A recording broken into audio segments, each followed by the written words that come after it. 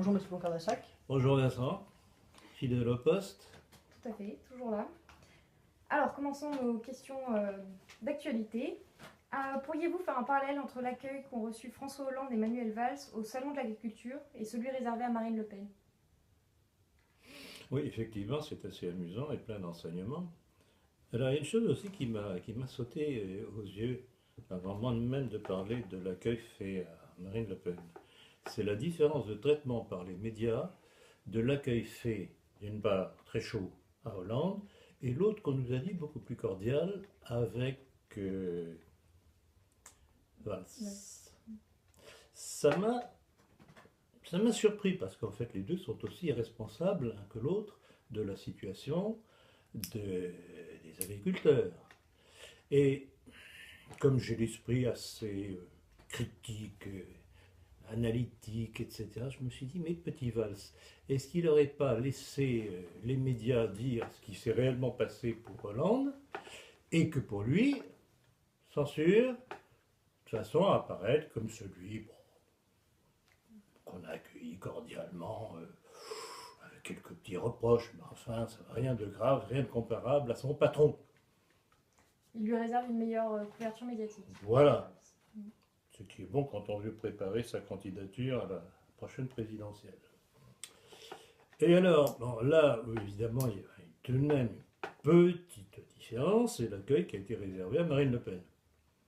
Et c'est ça qui les embête d'ailleurs les uns et les autres, que ce soit Hollande, Valls et tutti quanti, c'est que, alors que le monde paysan jusqu'à présent votait bien gentiment pour Chirac et l'UMP, ce qui ne portait pas conséquence, maintenant, du fait de l'aggravation de leur situation, ils sont tentés et ils commencent à voter, ça a fortement augmenté aux dernières élections, ils commencent à voter pour le Front National.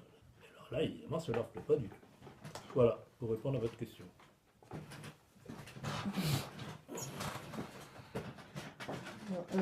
Suite aux dernières manifestations contre la loi El Khomri, pouvez-vous donner votre avis sur ces réformes, mais aussi rappeler la doctrine nationaliste à ce sujet? Bon, alors tout ça, c'est de l'enfumage. Ils cherchent à donner l'impression qu'ils font quelque chose, et au lieu de simplifier les lois sur le travail, les textes se rajoutent les uns après les autres. Plus personne n'y comprend rien, et je pense qu'une grande partie de la réaction, tout milieu confondu, contre la loi, c'est que les gens ne savent plus du tout où ils en sont, où ça va, etc. Alors en plus de ça, il est évident que tout le monde étudiant qui manifeste est tenu en main par les organisations gauchistes. J'ai eu l'occasion, c'était avant-hier, je crois, je voulais aller en ville à partir de Monatel, près de la gare de Lyon, et je suis tombé sur le cortège qui venait de la Bastille, le long du canal Saint-Martin. Il y avait, incontestablement, il y avait du monde. De bonnes têtes de jeunes garçons et filles, peut-être. Mais à côté, il fallait voir les vieux de la vieille, de la CGT, haut-parleurs au bec, etc., canalisant tout le monde, lançant les slogans, etc. Donc tout ça, c'est pas gratuit. Ils veulent, bon, tout le monde là ne veut pas travailler. Alors on les agite en leur faisant croire ceci ou cela. Donc pour moi, c'est un truc qui est nul et non avenu. Et de toute façon, on ne peut rien attendre ces gens-là, parce qu'ils ne veulent pas, depuis le temps qu'ils sont au pouvoir, que ce soit la droite libérale ou que ce soit la gauche, depuis le temps qu'ils sont au pouvoir, s'ils voulaient réellement faire quelque chose, ils l'auraient fait. Donc, voilà. Mais au sujet de la jeunesse, comment expliquer que la jeunesse soit majoritairement contre cette loi travail? Pour les raisons que je vous dis, c'est qu'ils sont encadrés par les organisations gauchistes et que la gauche de la gauche veut mettre le désordre. Tout simplement ça. Rappelez-vous ce qui s'était passé du temps de Villepin avec le CPE, attisé d'ailleurs par son ministre de l'Intérieur qui était qui? Qui était Sarkozy à l'époque, rappelez-vous. Et Sarkozy a tout fait justement pour encourager les manifestations des jeunes de l'époque contre le CPE, qui n'était pas un mauvais truc finalement. C'était pas mal vu le truc de Villepin. Et c'est comme ça que Sarkozy s'est imposé aux dépens de Villepin, qui s'est laissé faire comme un nigaud. Alors oui, notre position, vous connaissez ma fameuse formule, hein. Sans justice sociale, pas de solidarité nationale. Sans solidarité nationale, pas de cohésion nationale. Et sans cohésion nationale, pas de nation forte. Donc ce qu'il faut, c'est d'abord mettre sur pied des structures simples, avec le moins d'intervention de l'État possible.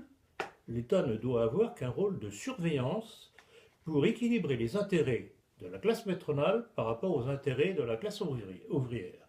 Hein, puisque malheureusement, on vit toujours avec la lutte des classes. Et donc ce n'est que par un arbitrage neutre au nom du bien commun par l'État que l'on peut arriver à briser cette ambiance de guerre sociale imposée depuis... Ça a commencé avec la Révolution dite française, avec l'abolition des corporations. C'est pour ça que je reviens constamment sur le point de départ. Les corps intermédiaires. Et des corps intermédiaires, abolition. Et alors, vous le savez, mais il est toujours bon de le répéter, et alors avec l'aggravante, c'est que non seulement la loi d'Isaac Le Chapelier abolissait les corporations et les corps intermédiaires, mais il y avait interdiction de reconstitution de toute structure de défense du monde ouvrier. Hein, alors quand on voit qui a lancé, bon, il n'était pas le seul évidemment, ce Isaac Le Chapelier, c'était préparé déjà la montée en puissance de la finance. Pas besoin de nous faire un petit dessin. Pourriez-vous nous expliquer la raison de la première réforme de Madame Audrey Azoulay, juive marocaine, fraîchement nommée ministre de la Culture, qui libéralise l'accès aux plus jeunes à certains spectacles qui leur étaient autrefois interdits? Oui, c'est toujours la même chose avec ces gens-là. On dirait vraiment que leur unique préoccupation, c'est pas la culture, c'est la dépravation. Et ça rappelle un texte quelque peu controversé que l'on appelle les protocoles des sages de Sion, où tout est annoncé justement sur les moyens de dépraver la jeunesse des goïms, etc., c'est-à-dire des non-juifs. Alors je ne sais pas si c'est un hasard, mais c'est encore un élément de plus qui confirme leur volonté constamment renouvelée de nous détruire en avilissant notre jeunesse. Parce que je ne vois pas ce que ça va apporter à la culture de faire voir à des jeunes des choses qui étaient jusque-là interdites. De la pornographie. La pornographie, évidemment. Non seulement la pornographie, mais l'inversion des mœurs. Hein, on est en pleine homosexualité, zoophilie et compagnie. C'est fabuleux. C'est une culture contre nature. Tout est contre nature. C'est le refus de la création. Parce que c'est pour ça qu'il faut vraiment, si on veut comprendre ce qui se passe, tout commence à la création du monde avec le début de l'antagonisme entre la création divine et Satan. Je ne vais pas faire du satanisme à tous les détours, etc., mais force est de constater que c'est Satan qui mène le bal. Selon le terme c'est une phrase dans l'opéra de Gounod, je crois. Quelle culture. Alors, Saïd Bouteflika, le frère du président algérien, dénonce une marocanisation du gouvernement français. Que pensez-vous de cette influence marocaine au détriment notamment de l'Algérie? Bonne question. Oui, j'avoue que j'ai vu cette réaction du frère de Bouteflika.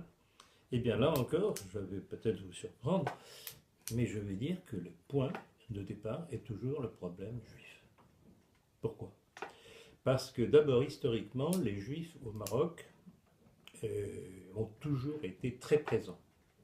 Et je voudrais rappeler que les conquêtes maures en Espagne au 7e et 8e siècle ont été financées par les milieux juifs de ce qu'on appelait à l'époque le Maghreb, qui était représenté en grande partie, très grande partie par le Maroc. Par contre, l'Algérie sont beaucoup plus réticents par rapport au monde juif, pour une raison très simple, c'est la crispation qui est arrivée avec le fameux décret Crémieux, où la Troisième République, s'installant avec l'argent des Rothschild, impose ce décret qui donne la nationalité uniquement aux Juifs d'Algérie, pas aux Algériens, aux autochtones.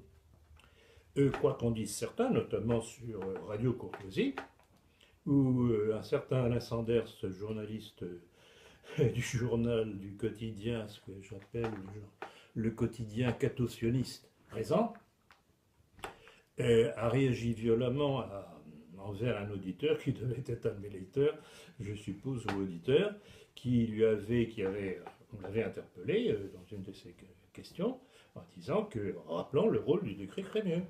Et Sanders furax, disant mais pas du tout, les musulmans avaient les mêmes droits, etc.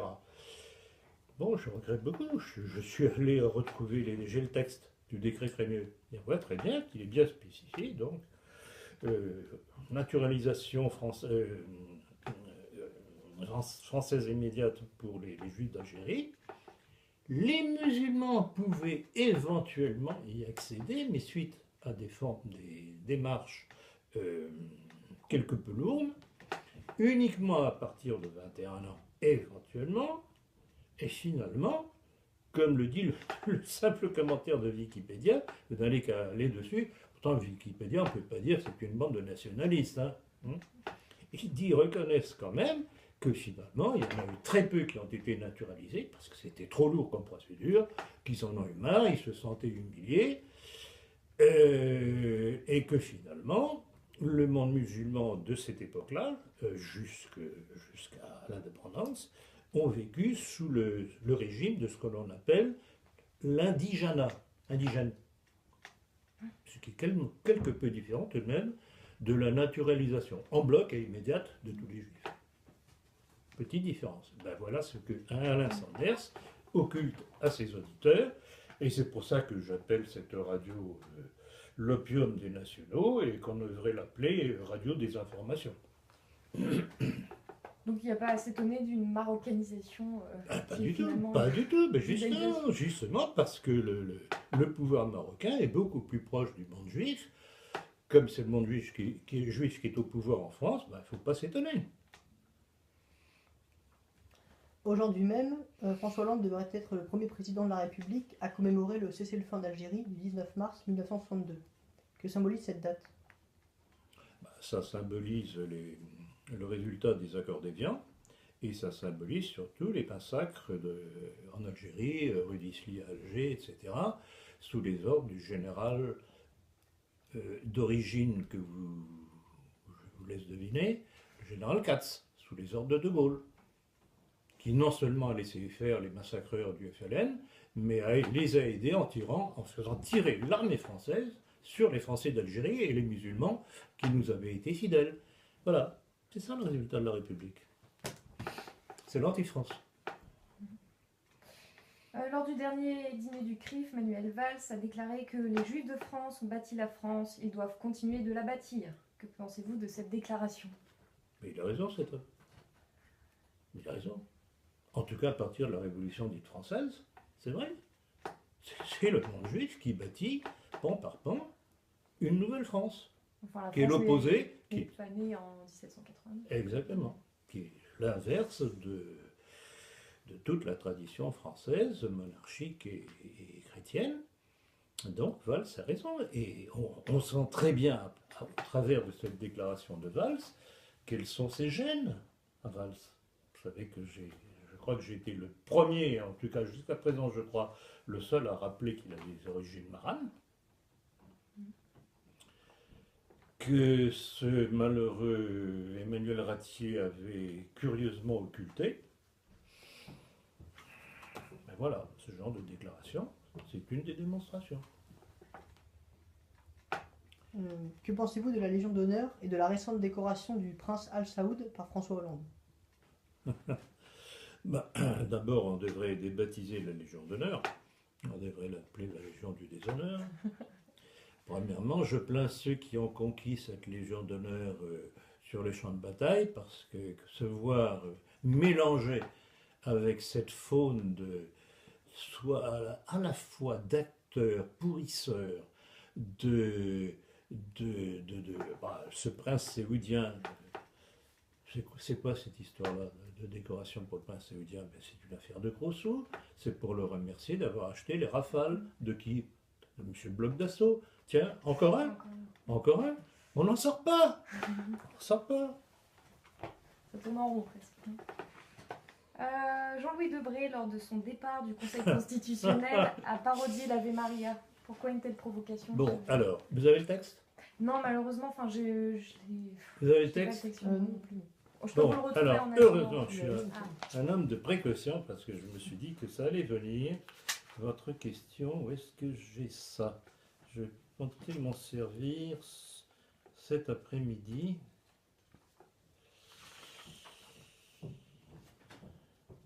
Voilà.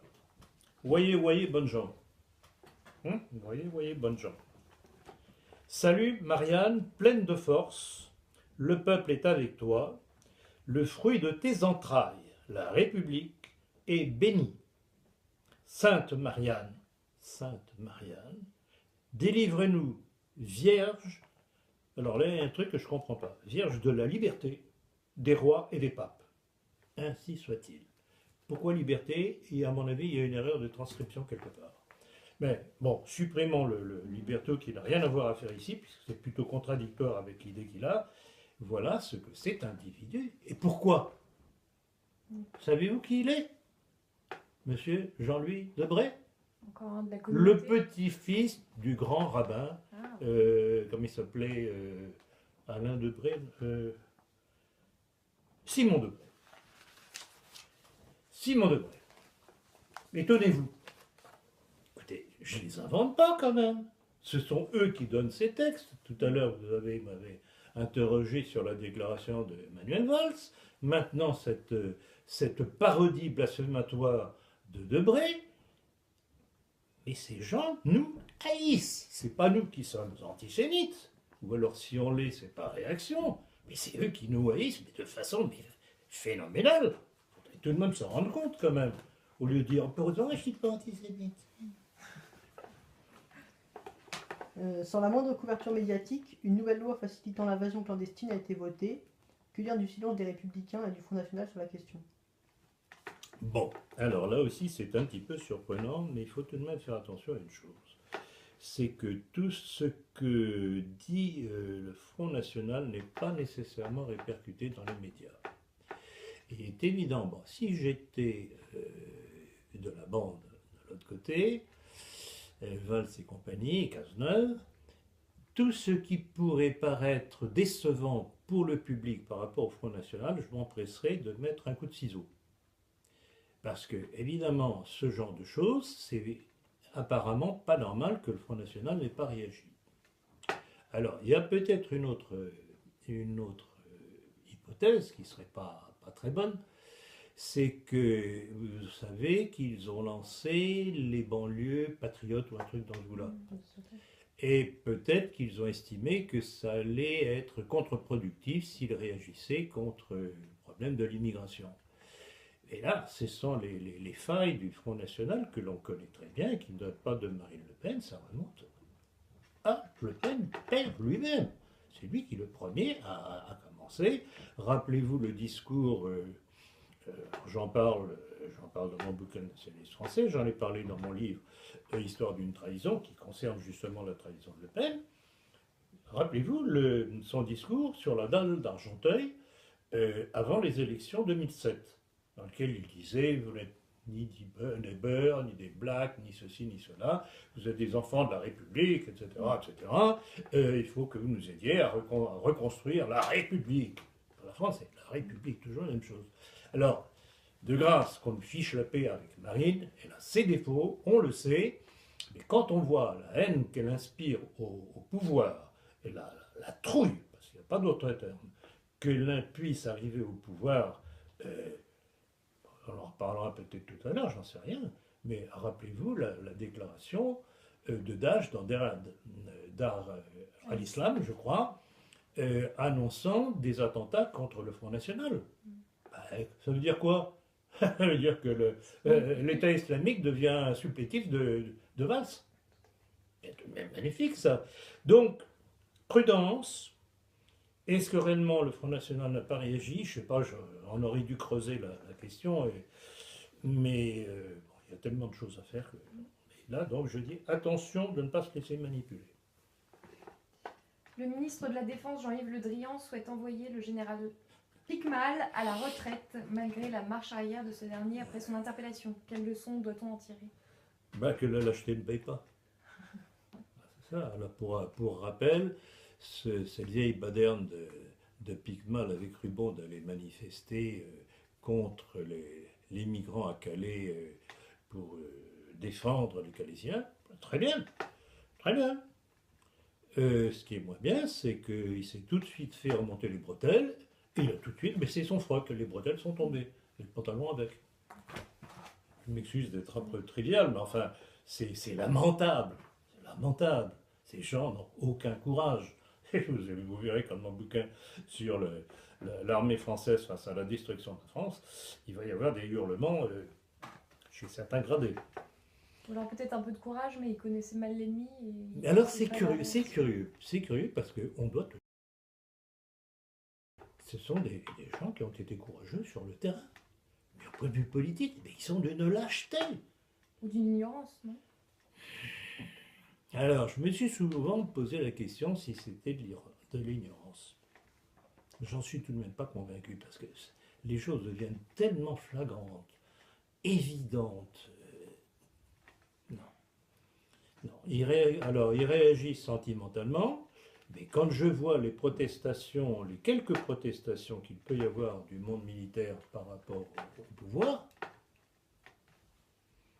c'est sur des questions d'effectifs et de matériel. Sur la ligne politique menée par le pouvoir déjà depuis des décennies, motus.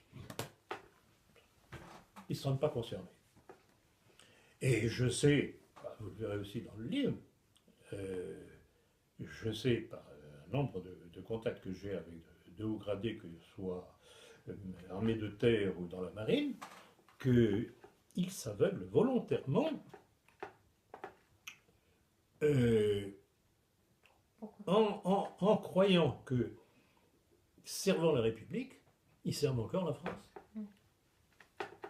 C'est incroyable. Cet aveuglement est incroyable. Alors, quand vous les interpellez, d'abord, évidemment, ils ne sont pas contents. Et puis vous dites, ah oui, mais devoir de réserve. Évidemment, devoir de réserve, là encore, ils baissent le roc. C'est la bonne excuse. Or, on a eu tout de même quelques exemples, quelques peu récents, avec le Portugal et l'Espagne, où l'armée a fait le coup. Parce que c'était allé trop loin. Il n'y avait même pas à l'époque l'aggravation d'une immigration qui était en train de submerger la nation par le poids ethnique différent et religieux. Parce que ce qui s'est passé au Portugal dans les années 20 et en Espagne en 1936, c'était uniquement sur le plan politique.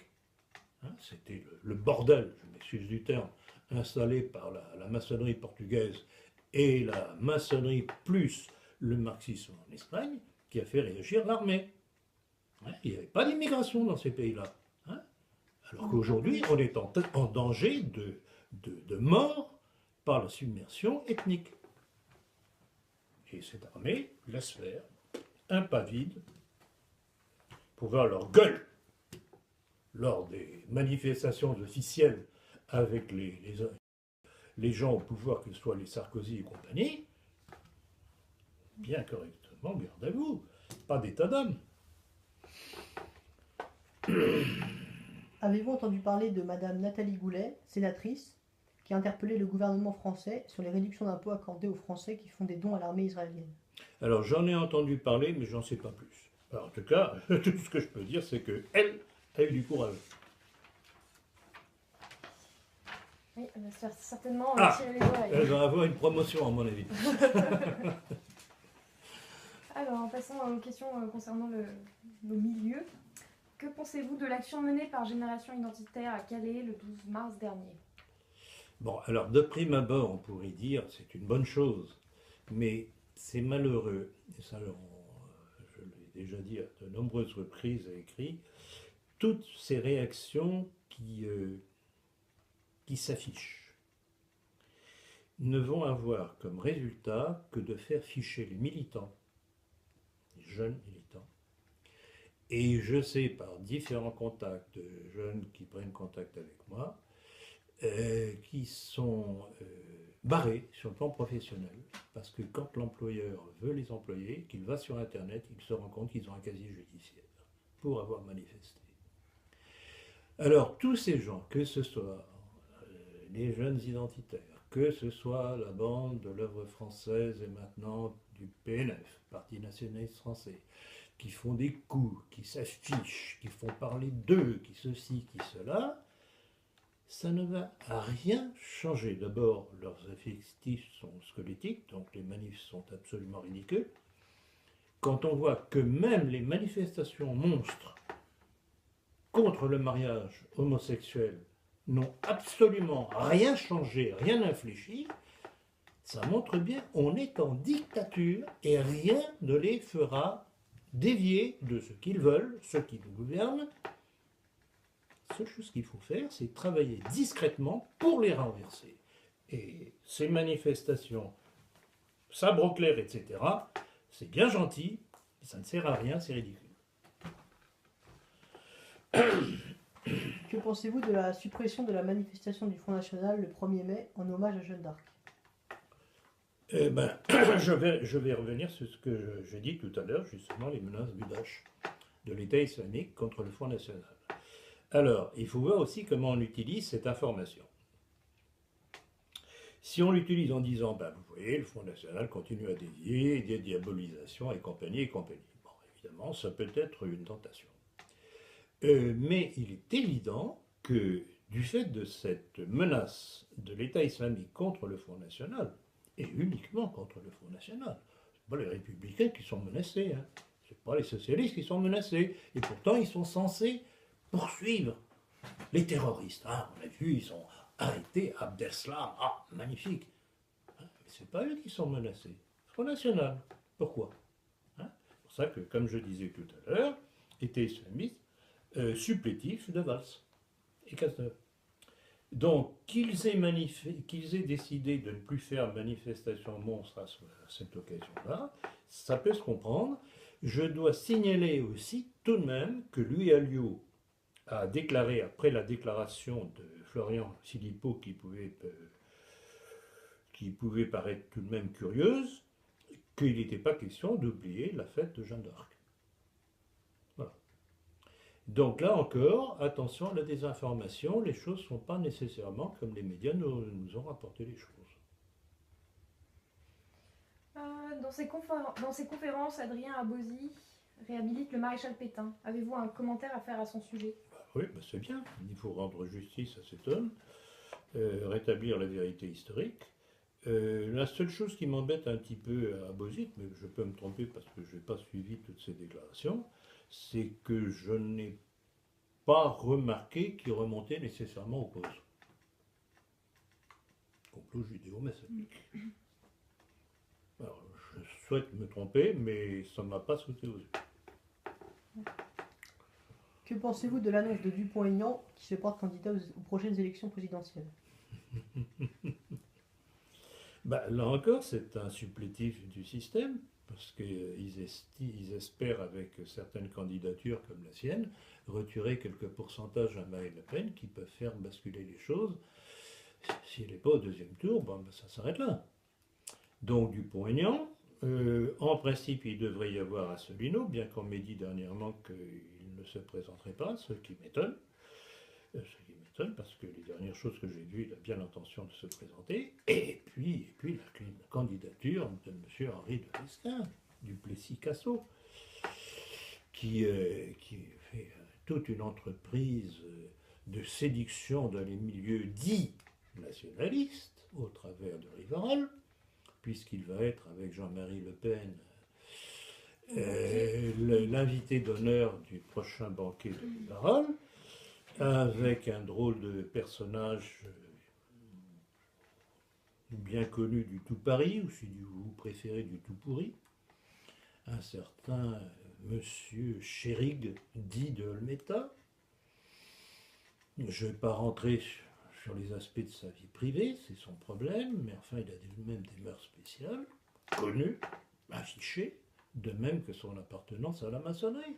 Et voilà, pour ne parler que des trois principaux personnages invités à ce banquet nationaliste de Rivarol. Alors écoutez, il faut être sérieux quand même. Là encore, intérêt financier. D'ailleurs, j'ai eu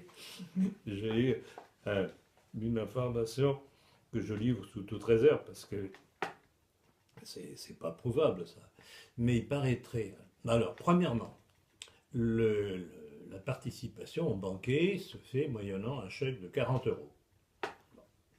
Avec promesse, selon l'annonce faite par Jérôme Bourbon dans Rivarol, que champagne à volonté, tout à volonté, etc., etc. Bon, là, on commence à se poser quelques questions parce que quand on va dans un restaurant à Paris, quand même, on ne s'en tire pas pour un repas complet à moins de 30 euros, 35 euros. Donc 40 euros, champagne à volonté, etc. Vraiment, le restaurateur en question, c'est un bienfaiteur de l'humanité. Mais, justement, c'est là qu'intervient la rumeur. C'est que l'on dit que la différence, vrai prix, serait de 60 euros. Vous l'avez entendu? La différence serait payée de la poche de Jean-Marie Le Pen.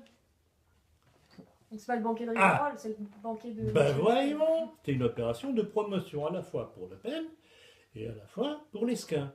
Alors, voir Le Pen devenir, bon, il a déjà été un supplétif de Sarkozy, ça, on en a déjà parlé à une autre occasion, voir un Le Pen s'acoquiner avec un Lesquin, ben oui, ben pourquoi pas? Ben voyons, non, mais ce milieu-là, vraiment, j'en ai marre.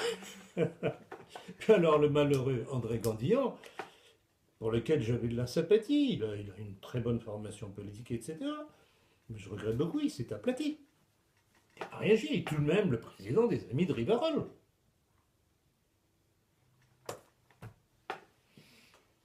Voilà.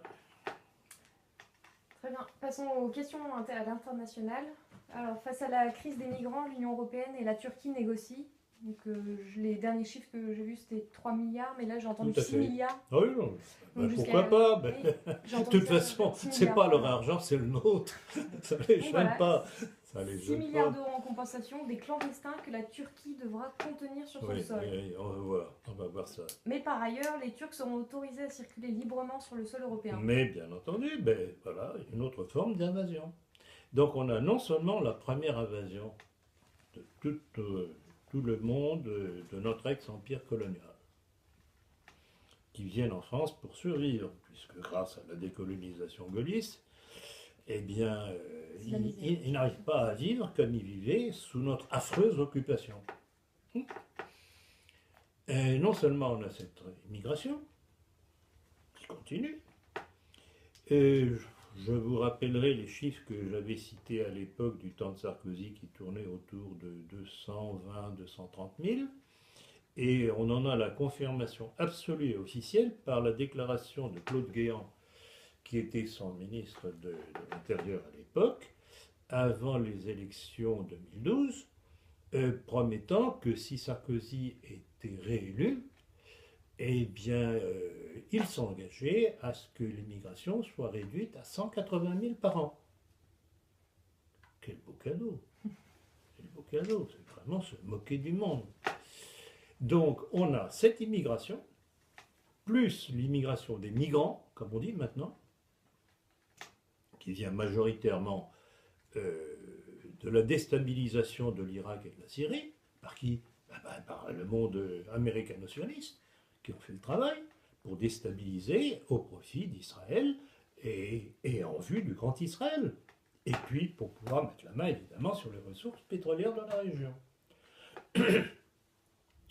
Donc voilà, on a une première immigration qui continue, qui est l'immigration qu'on pourrait appeler classique, de nos ex-territoires coloniaux. Celle des migrants, à laquelle viennent d'ailleurs se mélanger des gens qui viennent d'ailleurs, qui ne sont même pas de Syrie ou d'Irak, hein, qui viennent de l'Afrique noire ou même du Maghreb. Donc voilà, donc ça se sous-rajoute et c'est vraiment l'avalanche. C'est l'avalanche. Les Français ne comprennent pas encore, et ce ne sont pas les petites manifestations ridicules à force de slogans de ceci et de cela qui vont changer les choses. Ce qu'il faut, c'est informer les Français en profondeur en leur mettant les textes de ceux qui veulent notre mort sous les yeux. Et ça, on peut le faire discrètement par du boitage. Hein, un petit tract avec telle déclaration, d'un tel, un tel, un tel et un tel. Valls, et puis bien entendu, bien avant, celle de Rockefeller, celle de, celle de Rothschild, celle du financier américain Soros. oui, Soros, bien entendu, il y en a plein. Il suffit de faire ça. Et c'est ce que nous avions fait quand j'étais en Belgique, au moment de l'affaire du référendum de Maastricht. On n'avait pas fait des défilés. Hein, on aurait pu en faire avec les amis belges. On n'avait pas fait des défilés. Mais on avait fait un boitage en allant dans tous les consulats de France à travers la Belgique, prendre les adresses de tous les Français résidant en Belgique, et on leur avait envoyé un tract dans lequel on avait repris un certain nombre de citations pour leur faire comprendre ce qui était derrière ce projet de Maastricht. Est-ce qu'on peut parler d'un génocide? Ben, bien sûr que c'est un génocide. C'est un génocide national et racial.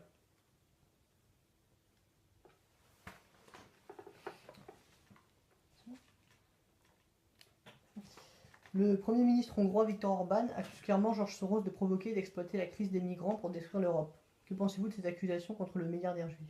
Ah ben, il a tout à fait raison, c'est exactement ça.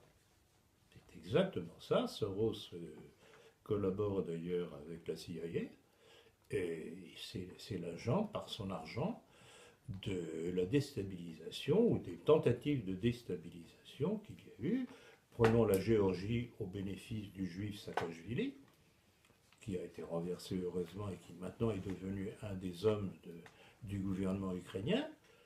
La révolte de Maïdan en Ukraine, tout ça c'est l'œuvre de Soros et de la CIA et d'Israël, puisque je rappellerai que pour Maïdan, il y avait des éléments de Tsahal qui ont participé à la chose et qui ont fait monter la température en tirant alternativement sur la foule et sur les forces de police de l'ancien régime, de l'ancien président. Donc en tirant alternativement, ben, ça faisait monter la température. Ces gens sont des tordus, vraiment, ils n'ont rien d'humain. Le léger succès de l'AfD en Allemagne, qui est l'équivalent du Front National, ne démonte-t-il pas l'échec de la politique d'Angela Merkel? Oui, tout à fait. Moi, ce qui m'embête simplement, c'est que ces gens-là, bon, ils réagissent épidermiquement, sentimentalement. Bon, c'est déjà un début, mais le problème, c'est que le problème est beaucoup plus vaste. C'est un problème de politique générale d'ensemble. Mais ça, les Allemands sont tellement culpabilisés par les médias depuis la fin de la dernière guerre mondiale qu'avant qu'ils ne comprennent qu'il faut faire marche arrière toute au point de vue politique, c'est pas simplement une réaction épidermique face à l'immigration. C'est pas suffisant. On verra la suite. Pardon. Comment interpréter le retrait de la Russie en Syrie? Qu'est-ce que j'ai comme question là-dessus déjà? Mais qu'est-ce qui se passe, petite? Qu'est-ce que vous en pensez, etc. Eh bien, je trouve que c'est un coup de poker magistral. Non, pas de poker. C'est bluff. Non, pas de poker, d'échec. Parce qu'en fait, qu'est-ce qu'il y a de sous-jacent? Bon, premièrement, apparemment, il a porté, avec son aviation, des coups terribles à toutes les organisations islamiques contre Bachar el-Assad. Il paraît s'il y a maintenant des problèmes en Libye, c'est que ceux qui étaient en Syrie et en Irak se replient maintenant sur la Libye pour y mettre le désordre. Donc, apparemment, et puis avec le matériel dont est équipée l'armée syrienne actuellement, Bachar el-Assad reconquiert le terrain perdu. Alors, l'objectif de ce retrait, c'est quoi? Et ce, au moment des négociations qui ont commencé entre le gouvernement de Bachar el-Assad et les différents opposants de l'opposition dite modérée. Eh bien, c'est que Bachar el-Assad apparaît comme n'étant pas inféodé à la Russie, puisque la Russie n'est plus là, c'est retiré en principe. Les bombardements continuent quand même. Il l'a dit. Donc, Bachar al-Assad peut se prévaloir de ses dernières victoires pour dire, bah, écoutez, je suis toujours là, il va y avoir des élections, et puis bah, on verra bien. Et là, il n'y a qu'à voir la réaction du monde occidental, complètement désemparé, ne comprenant rien à la manœuvre de Poutine, se grattant le crâne. Et, petite chose qu'il faut souligner, j'ai lu tout dernièrement, je crois que ça date d'hier ou avant-hier, petite déclaration de Poutine, vous savez, si c'était nécessaire, nos forces peuvent revenir en même pas 24 heures. L'heure de dire, écoutez, ou vous me mettez d'accord pour les négociations, ou on revient. Donc voilà, c'est vraiment un jeu d'échecs.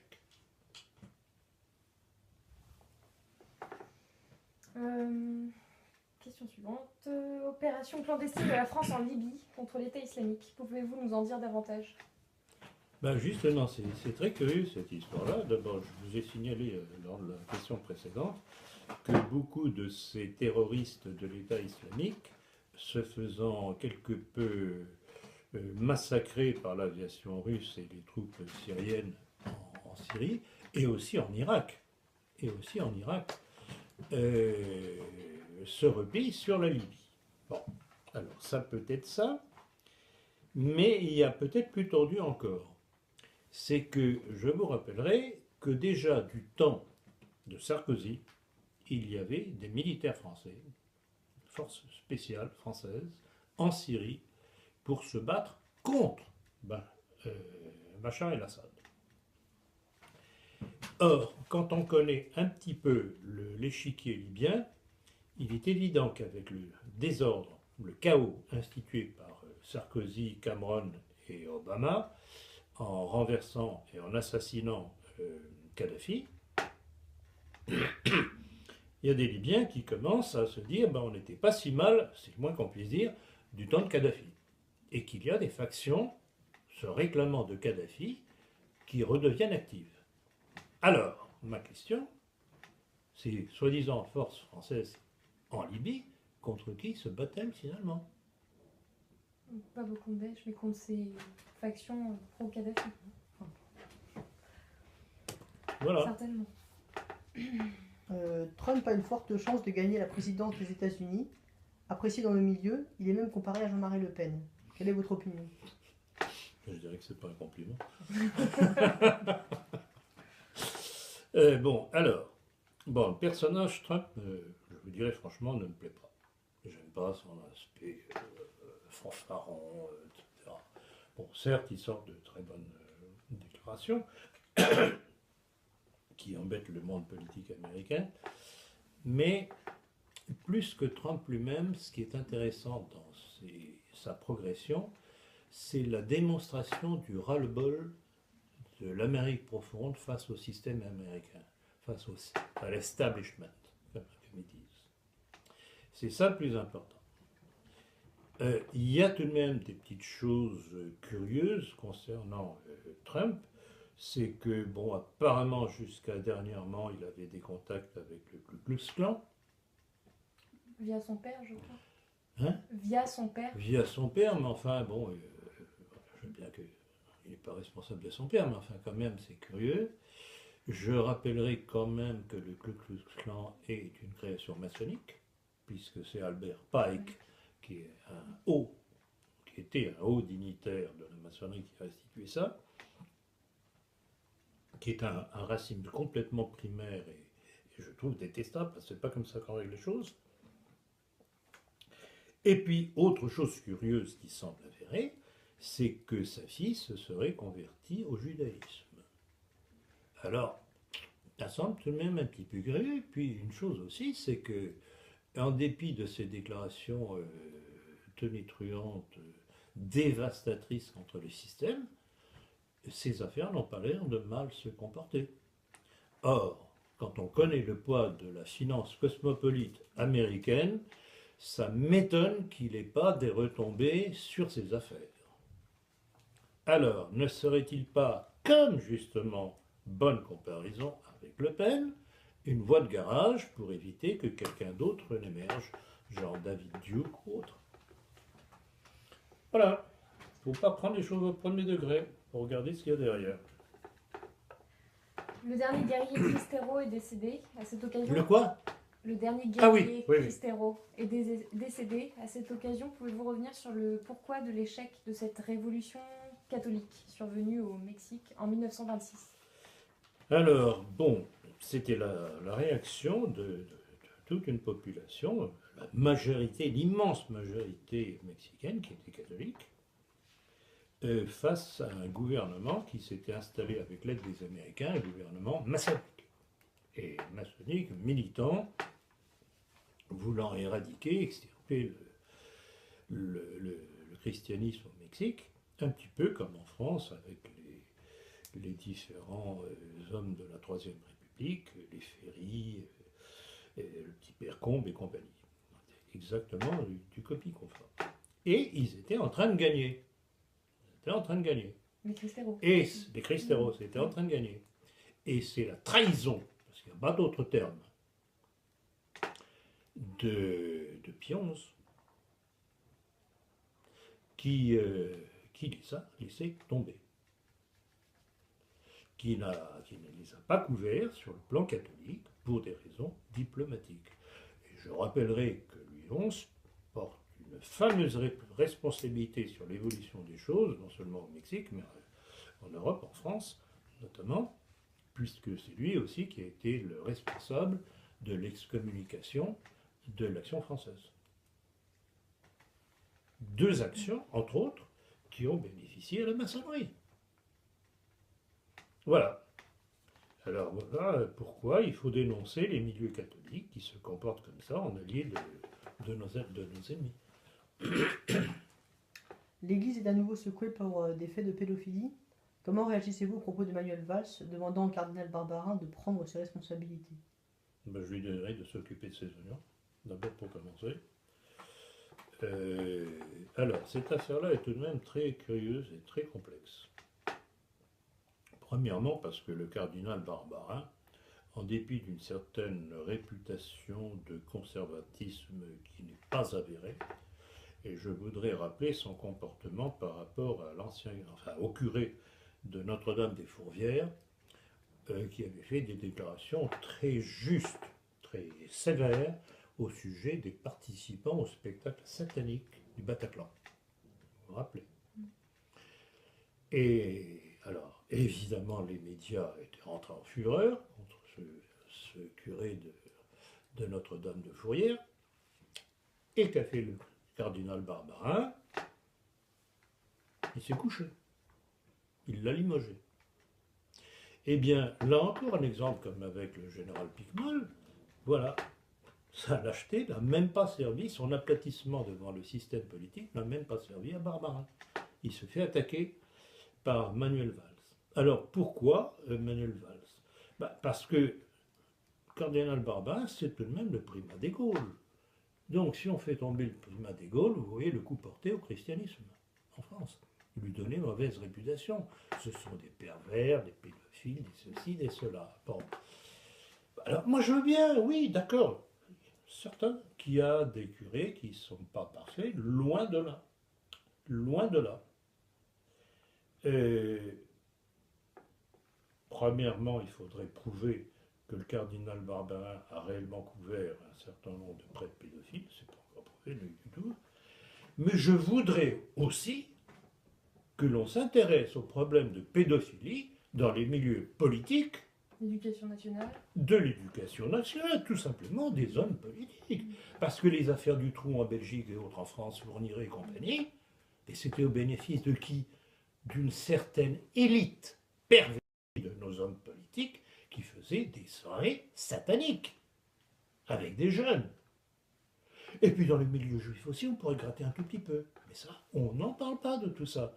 Il n'y a que le monde catholique qui est sous la loupe. Une différence de traitement médiatique. C'est le moins qu'on puisse dire. C'est pas égalité, c'est fraternité. Le pape François souhaite plus de laïcité pour la France. Que pensez-vous du pape aujourd'hui? Alors, je n'ai pas connaissance de ce texte. Vous l'avez? Non, malheureusement, non, je ne l'ai pas, mais Je n'ai pas Dans un connaissance de ce texte, j'avoue que ça ne me surprend pas particulièrement de ce pape qui est absolument invraisemblable. Je sais pas, il sort des trucs, on se demande d'où il sort ça, mais il ne se rend pas compte. Non seulement il se tire une balle dans le pied, mais il se tire une balle dans la tête. Et il joue à quoi? À l'idée franc-maçon, encore une fois? Ben, c'est ça que ça veut dire, je regrette beaucoup. S'il faut plus de laïcité en France, ben, il n'y en a pas assez, non? Mais c'est pas croyable. Alors, moi, je ne suis pas du tout sédévacantiste. Je dis, bon, on a un pape, c'est pas l'idéal, c'est pas le premier, ce sera certainement pas le dernier à dérailler, à déconner si vous préférez. L'histoire de l'Église, c'est ça, et comme disait je ne sais plus qui à l'époque, si l'Église a survécu à tous ces oiseaux de pape, c'est qu'elle est même probablement d'origine divine. protégé. Les réseaux de réinformation parlent du transhumanisme. Dr Dickès a d'ailleurs sorti un livre sur le sujet. Quel lien peut-on faire avec le mondialisme? Très bonne question. Il est évident que toute déshumanisation participe à la destruction de l'être humain, de sa liberté, de sa dignité, de sa capacité de réagir à ce que l'on cherche à lui imposer. Et il y a une chose qui m'a absolument, pas sidéré, mais que j'ai observé avec intérêt, c'est de voir la publicité que l'on a fait à cette partie de jeu. C'était pas des échecs, c'était un jeu chinois ou je sais pas quoi, entre la machine, inventée par Google, je crois, si mes souvenirs sont hein, c'est Google, et le champion du monde de ce jeu que je connais pas du tout. Et je crois que la machine l'a emporté par 5 contre 1. Et on parlait, et parlait, et parlait, et parlait, et parlait. Donc, on va vers le détrônement de l'intelligence humaine au bénéfice d'une intelligence artificielle. Bon, mais cette intelligence artificielle, qui va la programmer? Qui va la programmer? J'ai fait une petite comparaison qui vaut ce qu'elle vaut. C'est le vote maintenant par machine électronique que Sarkozy a intronisé, je crois que c'était en 2007. Il y a eu beaucoup de protestations à l'époque parce que quelles sont les firmes qui programment le modus operandi de la machine qui va compter les voix? Oui, puis il y a un trafic plus important. Évidemment. Donc, on est en train de remplacer l'être humain, l'intelligence humaine, par une intelligence artificielle qui sera entre les mains de programmateurs. Si vous voulez que je vous fasse un dessin, je crois que c'est tout de même pas nécessaire. Savez-vous qui représentera la France à l'Eurovision cette année? Non, mais vous allez me le dire. J'ai plus son nom, mais je sais que c'est un franco-israélien. Bah voyons, mais c'est dans la ligne. C'est dans la ligne. Mais essayez tout de même de me trouver la citation. Oui, et la preuve qu'il est réellement franco-israélien, c'est dans la ligne. Ben voyons. Oh, son nom, voyons. Mais ça rejoint la citation de Manuel Valls. De Manuel Valls, c'est exactement ça. Le monde juif construit la France, pas à pas ou pan par pan, je ne sais pas. Continuez, mes frères. Pour terminer, où en est le procès que vous avez intenté le président du club de l'horloge et de Radio Courtoisie, que vous alliez traiter de faussaire? Eh ben, il a été débouté. Il a été, oui, c'est Henri de Lesquen du Plessis-Cassot qui n'avait pas apprécié, d'ailleurs c'était même pas moi directement qui l'avait traité de faussaire, c'est l'un de mes collaborateurs lors de notre numéro spécial du mois d'avril, il doit y avoir quoi, 1 an, 2 ans, je ne sais plus, qui avait dit, qui était revenu sur l'affaire, alors, pour rappeler justement l'affaire, Henri de Lesquen, pour essayer de me nuire, parce qu'il n'a pas digéré que j'ai révélé sa fameuse phrase quand il dit que la France est née avec la Déclaration des droits de l'homme de 1789, il n'a pas digéré, et il en arrive même aujourd'hui à nier qu'il en est l'auteur. Bon, je regrette beaucoup, je l'ai mis au défi à de nombreuses reprises, dans la politique, dans des entretiens, dans des conférences, sur Internet, Facebook, Twitter, je l'ai mis au défi d'un débat avec moi en présentant, avec présentation du texte de son article. Son article est doublement signé par sa photo en première page et la signature au bas de l'article. Donc, cet individu furieux que je l'ai démasqué, parce que c'est une déclaration tout de même maçonnique, ça. Dire que la France est née avec les déclarations des droits de l'homme de 1789, qui est maçonnique, c'est l'inspiration maçonnique de la Révolution française, dite française, s'est permis de trafiquer un de mes textes qui comportait 3 noms.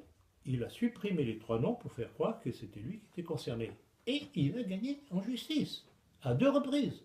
Et j'ai rien pu faire. Ou mon avocat n'a rien pu faire. Bon, donc, j'ai lancé la chose, parce que je me laisse, vous me connaissez un petit peu, je ne me laisse pas facilement démonter. J'ai relancé la chose, ou plutôt mon collaborateur a lancé la chose. Je l'ai appuyé quand il me posait la question. J'ai dit, effectivement, c'est l'acte d'un faussaire. Il n'a pas aimé et il m'a poursuivi. Et donc, en première instance, le tribunal l'a débouté. Mais il fait appel.